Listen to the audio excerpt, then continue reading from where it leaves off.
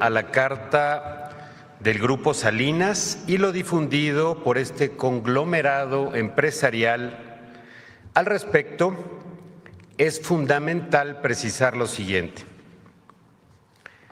Primero, es falso que en la administración pasada se haya llegado a un acuerdo con este grupo en relación a los adeudos que tiene con el fisco desde los años 2008, 2009, 2010, 2011, 2012 ni 2013.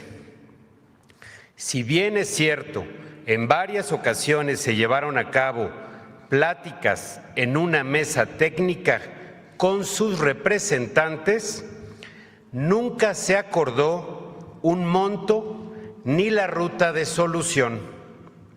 Esto debido a que el consorcio empresarial siempre discrepó del monto de adeudo que el SAT le determinó.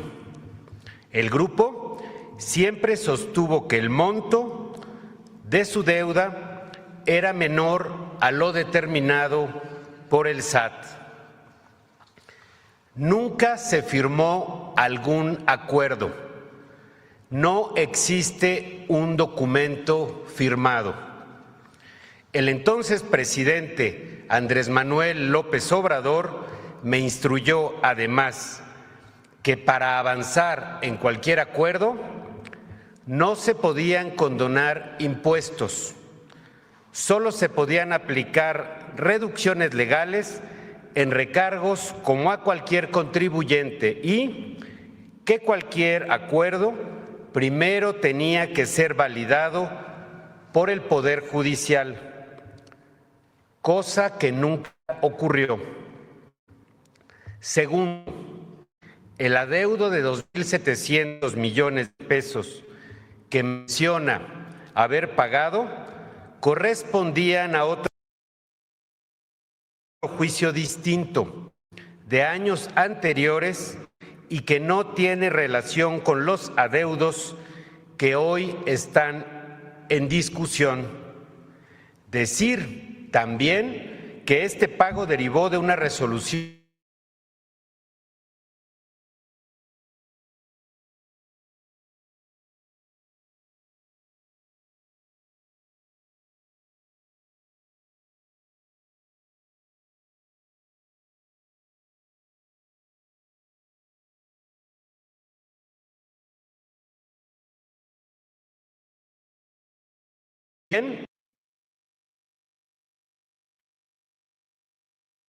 Es falso decir que un ministro de la Corte guardó en un cajón más de 9 meses un expediente por un supuesto acuerdo. Este acuerdo nunca existió. No se explicaría por qué el ministro lo guardó ilegalmente en un cajón si no era porque tenía un acuerdo con el grupo empresarial. ¿Para qué? Para no resolver el pago de impuestos. Finalmente, es muy importante decir que los adeudos del grupo empresarial empezaron hace más de 17 años, desde hace 3 sexenios. Ninguno inició con los gobiernos de la transformación y en ninguno han querido pagar. El grupo Salinas falta a la verdad. ¿Es cuánto?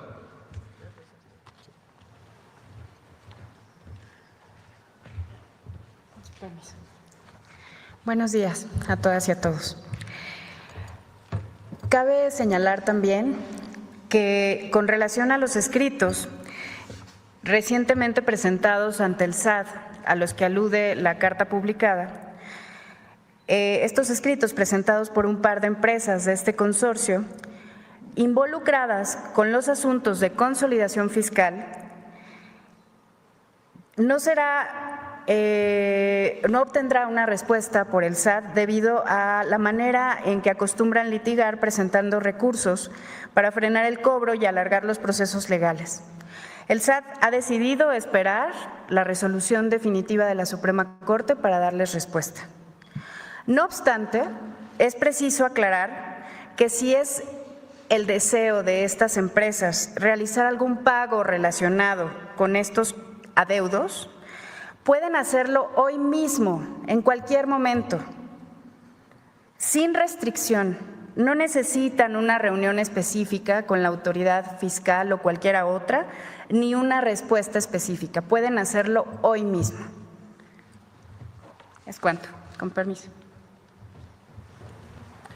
Bueno, pues esta es la información. Publicó el Grupo Salinas en sus redes sociales una carta que nos envió en octubre del 2024. En esa carta menciona que Arturo Medina había llegado a un acuerdo con ellos en la pasada administración, con el presidente López Obrador. Le pedí a Arturo que viniera para que explicara realmente lo que ocurrió.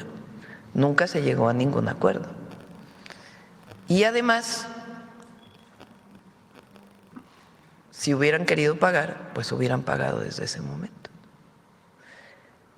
Además, publican 2 documentos o la carátula de 2 documentos que en días pasados se enviaron al SAT con lo que ellos dicen que deben pagar y están esperando una reunión con el SAT.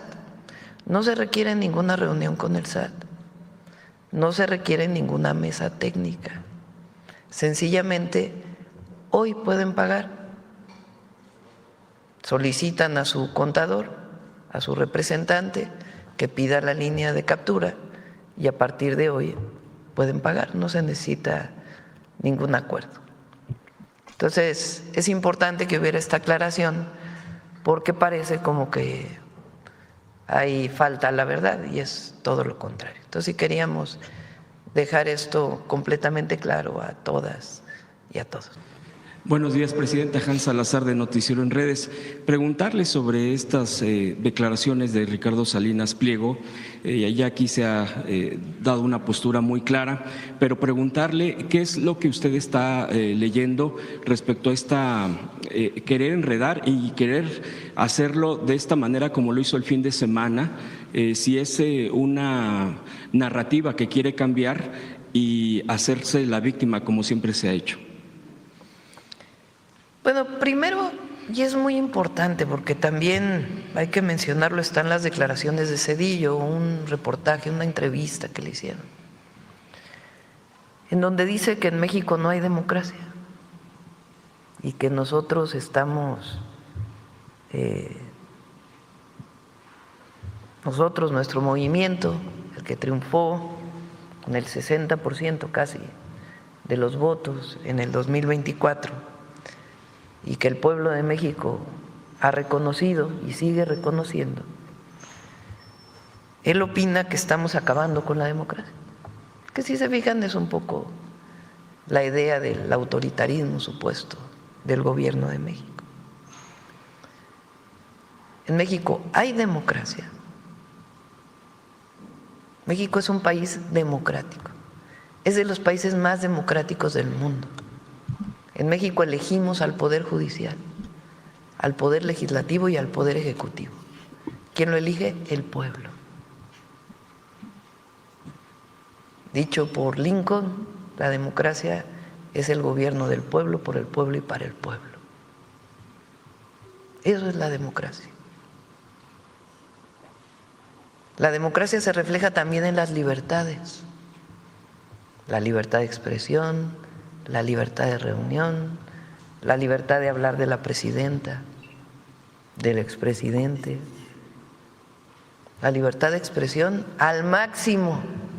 Nunca antes en nuestro país, digan lo que digan, había habido tal libertad de expresión. Nosotros que vivimos las épocas del PRI autoritario, de los fraudes electorales, podemos decir, sin temor a equivocarnos, que es el momento de mayor democracia en México y de mayor libertad. Eso para empezar. Hay absoluta libertad de expresión. Aquí no se censura a nadie, La secretaria de Gobernación no le habla a ningún medio para decirle, por favor, deja de hablar mal de este o del otro, o la coordinación de comunicación social, libertad de expresión, de reunión, de manifestación, y no hay fraudes electorales. ¿Cómo fue el del 88? ¿Cómo fue el del 2006? ¿Cómo fue la compradera de votos del 2012? Hay democracia y hay libertad. El mejor momento de la democracia y de la libertad en nuestro país. Eso para empezar. ¿Qué libertad? ¿De qué libertad hablan ellos? La que no lleva ninguna responsabilidad. La libertad implica responsabilidad. La libertad no puede ser que no se pague impuestos. La libertad tiene que ver con un Estado de Derecho y con cumplir con las leyes. La libertad no es aquella en donde cada quien hace lo que quiere, sino estamos en un marco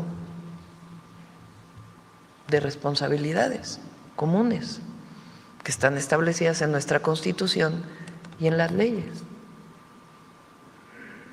Entonces, aquí hay libertad y hay democracia. Ahora, sobre el tema de el pago de estos impuestos,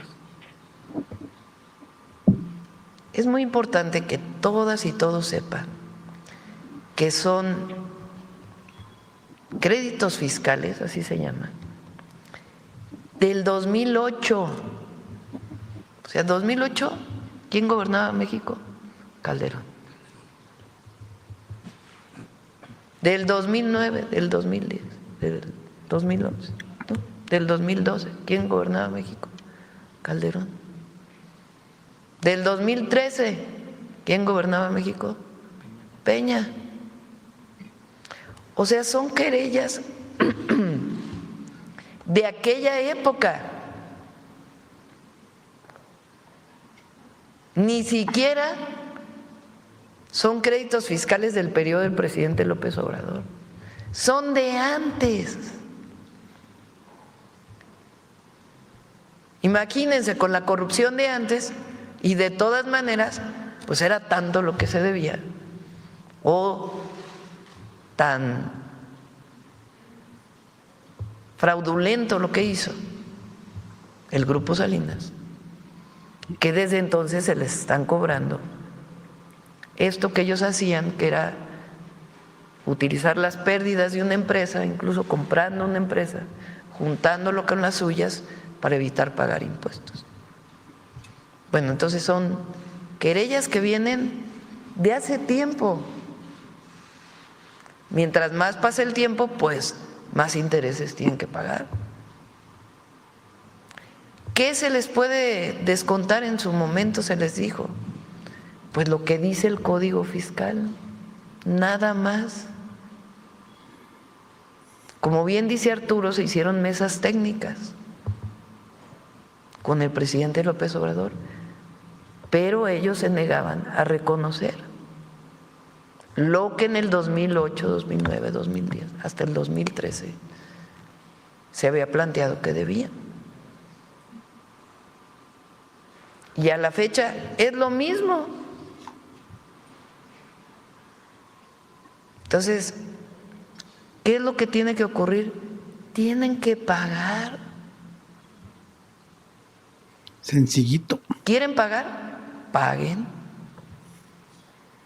No se necesita una mesa de negociación, de acuerdos en lo oscurito, ninguna mesa técnica, ya hubo muchas en el pasado.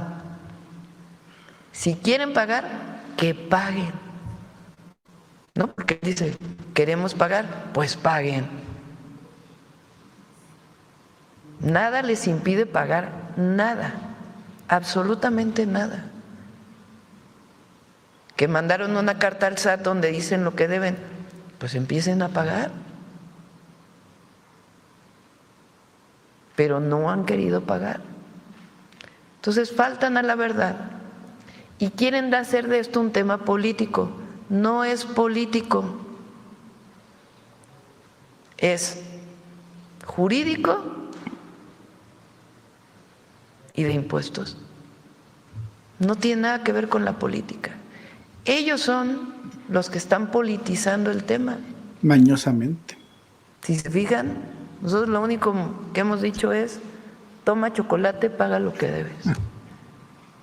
Lo único que hemos dicho es: paga hoy, como diría aquel, hoy. Ox. Nada les impide comenzar a pagar, nada. Entonces, quieren pues victimizarse, no.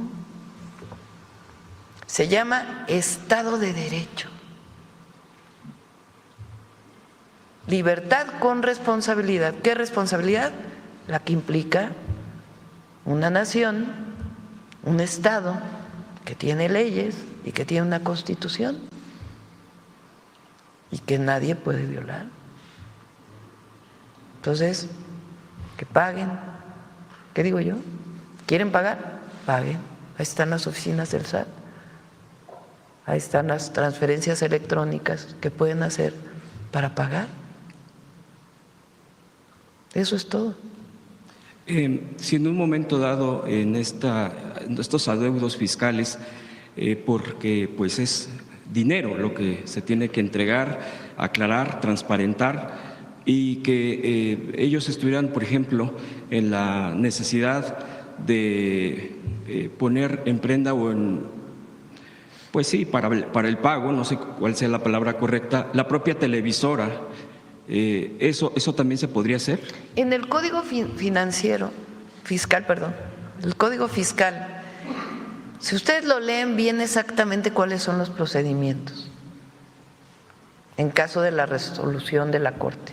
Es un proceso que no es de 2 días, 3 días, es un proceso que lleva su tiempo. Incluso en el proceso se le dan muchas oportunidades a las empresas para poder resarcir pues la deuda que tienen. Entonces, ahí viene clarito cuáles son los pasos, qué pasos se tienen que seguir. Pero que no politicen un asunto que tiene que ver exclusivamente con el Estado de Derecho, con que se pague lo que deben desde el 2008, 2009, 2010, hasta 2013, que se pague.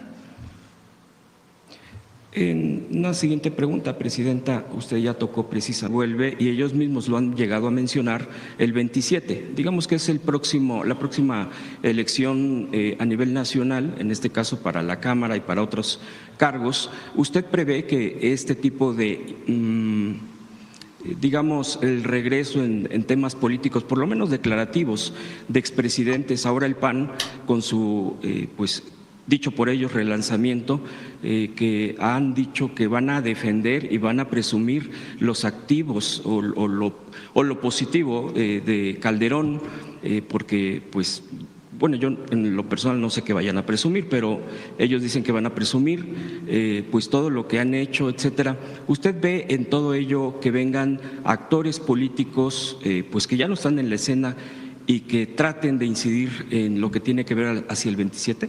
Es muy probable. El relanzamiento ahora del PRIAN pues no les funcionó mucho, ¿no? Ni los comentócratas lo reconocieron. Y digo del PRIAN porque reflejan lo que fue 36 años de neoliberalismo, en donde gobernó el PRIAN. Ahora incluso recupera el PAN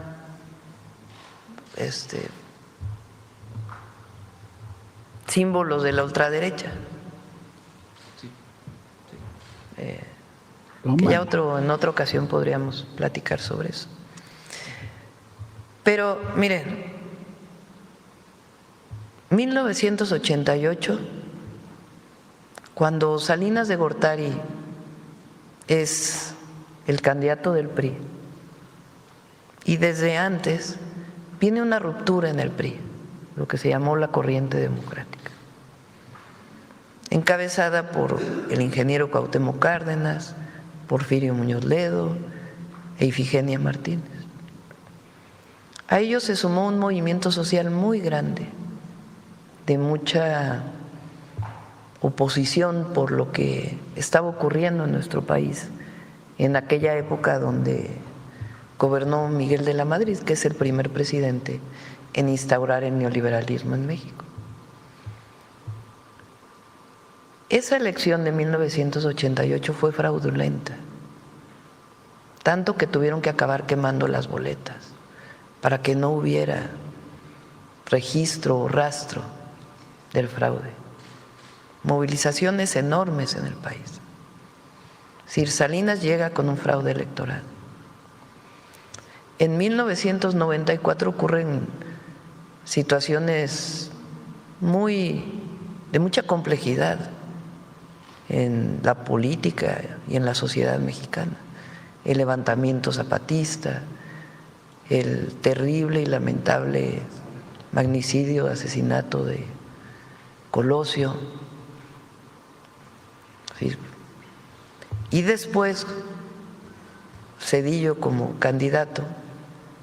Y en cuanto llega Zedillo a la presidencia, todo aquello que había sido México, país del primer mundo, entramos a la Organización de Cooperación para el Desarrollo, somos de las economías más avanzadas del mundo, se acabó la inflación, México entró a un modelo que lo va a sacar adelante. La crisis del 94. Devaluación, incremento en las tasas de interés. Miles y miles, si no es que millones de familias afectadas por esta crisis. Y Zedillo decide apoyar a los bancos, a los de arriba, a las empresas, a los de arriba, con el Fobaproa, una deuda privada que la hace pública y que todavía seguimos pagando y que probablemente pagaremos por el resto de la historia de México, por el resto del futuro. Y los deudores, bien, gracias. Pero además, ese rescate se hace con una enorme corrupción, sin transparencia. Dice Zedillo que hubo auditorías, aquí vino Pablo Gómez a explicar cómo esas auditorías en realidad no existieron, ni siquiera fueron reconocidas como tales. El libro del entonces dirigente Andrés Manuel López Obrador sobre el Fobaproa tiene detalladísimo a quienes nunca se debió rescatar y se les rescató en una de las operaciones más oscuras. Bueno, después de eso, hacia el año 2000, cuando termina Zedillo, viene las elecciones y gana Fox del PAN, prometiendo un gran cambio en nuestro país. Tiempo después, el candidato del PRI de aquella época, Labastida, escribe un libro y dice en su prólogo, como lo hemos presentado aquí varias veces, que en realidad al PRI pues nunca se le apoyó, porque Zedillo negoció con Estados Unidos para que le dieran un crédito para resolver el problema de la crisis económica del 94 provocada pues en esta, fíjense, de transiciones a transiciones, en esta transición entre Salinas y Zedillo. Entre priistas. Pacta él un crédito con Estados Unidos y después Labastida dice que en ese pacto se pactó la transmisión de poderes al PAN. ¿Cuál democracia? Después viene el 2006, después de que Fox se traiciona a sí mismo y a lo que dijo que era con el desafuero de Andrés Manuel López Obrador. Viene el 2006, un nuevo fraude electoral. ¿Contra quién es el fraude? Contra el pueblo. No es contra López Obrador o el ingeniero Cárdenas en su momento, contra el pueblo, contra la decisión del pueblo. Entra Calderón, la guerra contra el narco, la violencia en el país, termina Calderón, entra Peña.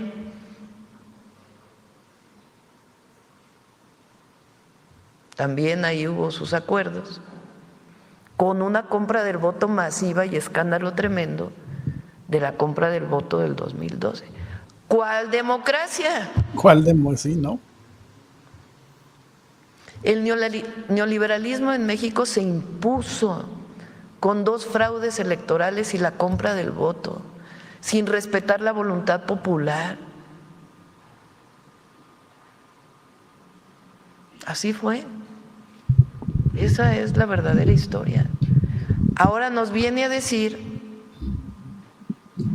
Zedillo, expresidente de México, responsable del FOBAPROA, y quien se dice que entregó el poder por un acuerdo con Estados Unidos, hablar de democracia. Bueno,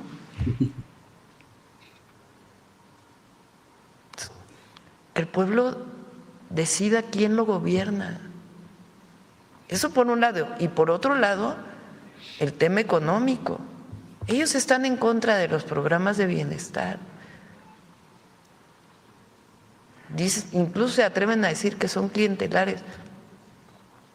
Son derechos del pueblo de México. Hoy el pueblo de México tiene muchos más derechos de los que tenía antes.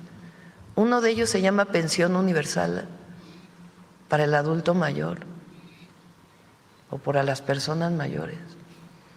En México, cualquier persona que cumpla 65 años tiene derecho a una pensión alimentaria. ¿Qué tiene eso de corporativo si es universal?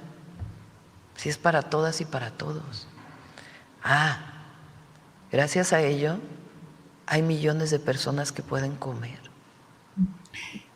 Recuerdo un campesino en Coahuila. Qué fuerte esto, mire. En uno de los eventos en la campaña, incluso por ahí debe estar en las redes, que me dijo llorando, una escena muy emotiva, un hombre mayor que me dijo: dígale a nuestro presidente que gracias a él comemos. Sí, para millones la transformación significó Comer. una mejor calidad de vida. Para empezar, alimentación. 13.5 millones de mexicanas y mexicanos salieron de la pobreza. Eso es lo que algunos no quieren entender y quieren regresar al pasado de privilegios y corrupción. Ahora andan con la cantaleta de que el gobierno del presidente López Obrador fue corrupto. Bueno, ¿de dónde hubieran salido los recursos para todas las obras públicas y para los programas de bienestar si hubiera habido corrupción? Que si hubo un caso u otro, pues no hay impunidad. Pero en esencia la cuarta transformación significa acabar con el régimen de corrupción y privilegios que había en el neoliberalismo o en la imposición del neoliberalismo. Eso es lo que algunos no quieren entender, pero México, para bien de todas y de todos, de todas y de todos, para bien de todas y de todos, México cambió. Y eso está en el corazón de la gente. Y eso muy difícilmente se va a transformar. Entonces, ni antidemocracia, ni autoritarismo por el que luchamos siempre, contra lo que luchamos nosotros, ni antidemocracia, ni autoritarismo, al revés. El movimiento de transformación siempre ha luchado por la democracia, por las libertades, por la igualdad y por el bienestar del pueblo y su independencia y soberanía. Gracias, presidenta. Ya por último, preguntarle a propósito de todo esto que se permitió en nuestro país con estas políticas neoliberales de libre mercado, pero también se dieron a diestra y siniestra concesiones en las minas, lo que se detuvo precisamente con el gobierno del expresidente López Obrador y continúa igual. Hay el caso, ya lo había expuesto, ya se avanzó sobre la mina Los Filos, así se llama, en Carrizalillo, Guerrero. Es una empresa canadiense, Equinox Gold, que se ha ya de entrada clausurado esta mina por parte del gobierno federal. Algo también inédito porque no había habido, de acuerdo al registro que hemos visto, incluso la gente lo ha agradecido. Pero hay otra parte que continúa. Bueno, aquí vienen dos preguntas ya concretas. Primero, pues la gente se dedica al campo, se dedica a sus animalitos para poderse alimentar, para poder sobrevivir. Pero como les están pagando una renta esta empresa y que ahora se niega por todo este conflicto legal, hay mucha gente que está diciendo, ¿y ahora qué vamos a hacer? Porque se tienen que resarcir estas afectaciones gravísimas a sus tierras, ya prácticamente se vuelven estériles en todo sentido. Entonces, preguntarle concretamente si se tiene planeado algún programa para dar un acompañamiento con la comunidad para solucionar esto, porque la gente, pues de por sí la pobreza en Guerrero, en varios estados en particular, como este caso en Carrizalillo, pues para poder que la empresa pues tenga que estar asumiendo el costo, porque es un costo gravísimo, un costo social, un costo de esta comunidad que piden justicia porque pues se quedaron prácticamente sin nada. Y la otra pregunta de las minas, es de este mismo tema, si usted había comentado que al primer ministro canadiense le iba a entregar una lista, bueno, así lo entendí, si no, si me puede corregir, Presidenta, de mineras canadienses que no estén cumpliendo en México pues con la ley, con lo legal y que esté afectando comunidades. Serían mis últimas dos preguntas, Presidenta, y le agradezco. Sí, en el primer caso vamos a pedirle a Secretaría de Medio Ambiente que hable con las comunidades para ver cómo apoyamos. Y en el segundo caso tengo que checar si sí lo envió Relaciones Exteriores. Estoy casi segura que sí, ya se envió, pero no tengo la certeza, pero lo revisamos. Muchas gracias, Presidenta. Gracias. Vamos por acá, a ver, la compañera. Muy bien, muy buenos días, Presidenta. Melina Ochoa, reportera de UNO TV. Primero, preguntarle su opinión. Ayer el Papa León XIV se solidarizó por las afectaciones de las lluvias, las 80 personas que lamentablemente fallecieron, las no localizadas. ¿Qué opinión le merece este mensaje del Papa? Pues agradecimiento por su mensaje. En otro tema, Presidenta, el día de hoy ¿tienen ustedes alguna reunión con piperos y purificadoras, quienes están ahorita manifestándose a raíz de este bloqueo de los pozos de agua por la Fiscalía General de Justicia del Estado de México por un supuesto huachicol de este líquido? Se están manifestando y ellos anunciaban que iban a venir a Palacio Nacional por la tarde para platicar posiblemente con usted, pero se están manifestando, tanto en la Ciudad de México como en el Estado de México. ¿Usted tiene alguna información? Fue un operativo del Estado de México, particularmente de la Fiscalía. El sábado que estuve el fin de semana en el Estado de México y la ciudad, y ahí en Iztapaluca, si mal no me acuerdo, nos detuvieron para decirnos que ellos sí tenían permiso. Entonces estaba la gobernadora, planteó que los iba a recibir el día de hoy y le pedí a Conagua que estuviera pues cerca del gobierno del Estado de México para poder proporcionar cualquier información. Corrupción frente al derroche y desorden con que se manejó este tren durante los sexenios anteriores con el neoliberalismo. Uy, ese tren tiene una historia. Cuando llegamos al gobierno, estaba Jesús en la Secretaría de Obras y Servicios del Gobierno de la Ciudad de México. Ese tren va poco antes de Toluca hasta el observatorio. La parte hasta el límite con la Ciudad de México la construyó la Secretaría de Comunicaciones y Transportes entonces, y después la retoma la Secretaría de Infraestructura, Comunicaciones y Transportes del gobierno del presidente López Obrador. Y después la parte de la ciudad le tocó primero a Mancera y después a nosotros, y ahora pues nos está tocando el cierre. Tiene muchas irregularidades esa obra, o tuvo muchas irregularidades que ya se han solventado la gran mayoría. Todavía hay algunas cosas que están pendientes de revisión, pero ya prácticamente se solventó todo. Primero porque licitan la obra con un proyecto ejecutivo. Asignan la obra en el periodo de Peña Nieto a una empresa de obra civil que no tenía experiencia en construir puentes, prácticamente pues es elevado, o más bien es elevado todo el tren. Y en cuanto la asignan, cambian el proyecto ejecutivo.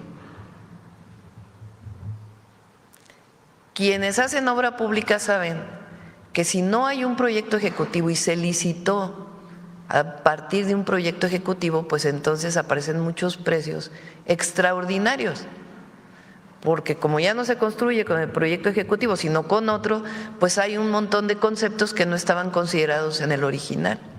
Y a partir de ahí ya viene un problema administrativo pues muy grave, digo administrativo, porque cada pago que se le tiene que hacer a una empresa contratista de una obra pues tiene que tener una estimación bien documentada. Entonces la documentación para el pago pues se vuelve muy compleja cuando ya es otro proyecto ejecutivo. Ese fue el primer problema. Y segundo, como la empresa que se contrató no tenía experiencia, pues entonces empezó a generar un montón de retrasos y retrasos y retrasos. Particularmente la parte que le tocó al gobierno de la ciudad, cuando nosotros recibimos, pues se hizo una revisión muy profunda y después tuvimos reuniones y reuniones y reuniones con esa empresa que no cumplía y no cumplía y no cumplía y no cumplía. De acuerdo con una ley de obra pública, si rescindes un contrato, pues tiene que venir un proceso muy largo para poder asignar la obra a otras empresas si hay un pleito jurídico. Entonces, finalmente se logró con aquella empresa que ya se desistieran de seguir construyendo de manera voluntaria y poder asignar de nuevo a otras empresas ese tramo. Al final participaron 12 empresas en la construcción del tramo de la Ciudad de México. Y ahí pues le tocó primero a Jesús, o prácticamente a Jesús, todo el tramo, y ahora Clara, o no, ya nos trajimos a la SICT, ya la ciudad dejó de participar y se trajo al gobierno federal la finalización de esa obra.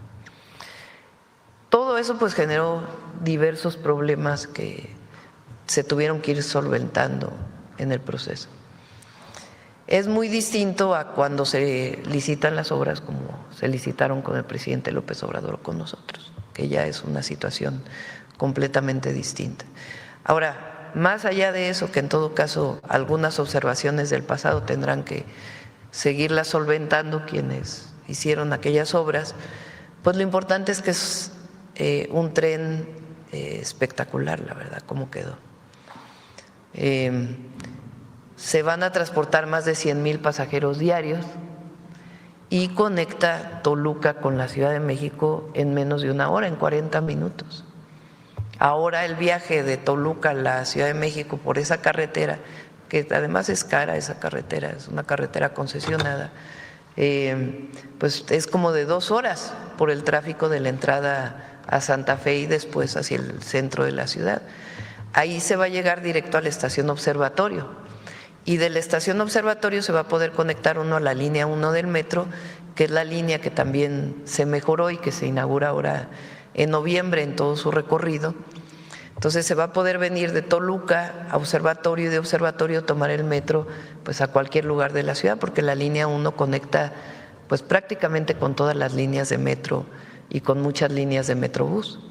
Entonces una conectividad en transporte público, y la verdad es que el tren quedó muy bien y la línea 1 del metro pues también.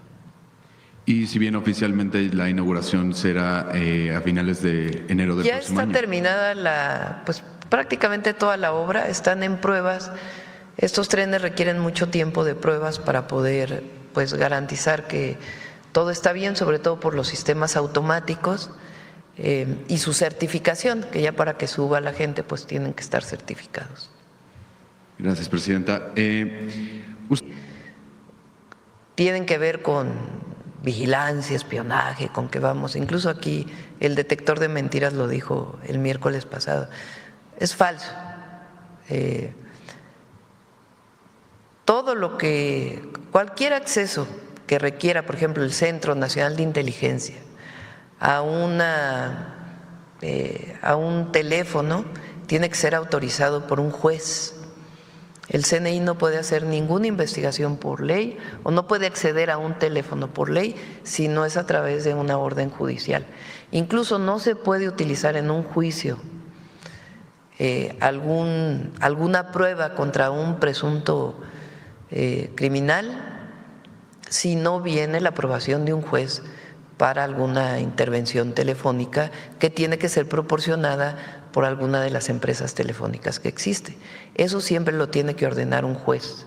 No hay ninguna otra forma que se pueda utilizar, incluso, repito, en un juicio, a menos que venga la autorización del juez, no puede presentarse como una prueba. Eso en primer lugar. Segundo, cualquier, ahora que se va con la CURP, que puede tener datos biométricos de manera voluntaria, tiene que ser autorizado por la persona, que sus datos biométricos pueden entrar en la base de datos y solamente pueden utilizarse dentro del marco de la ley.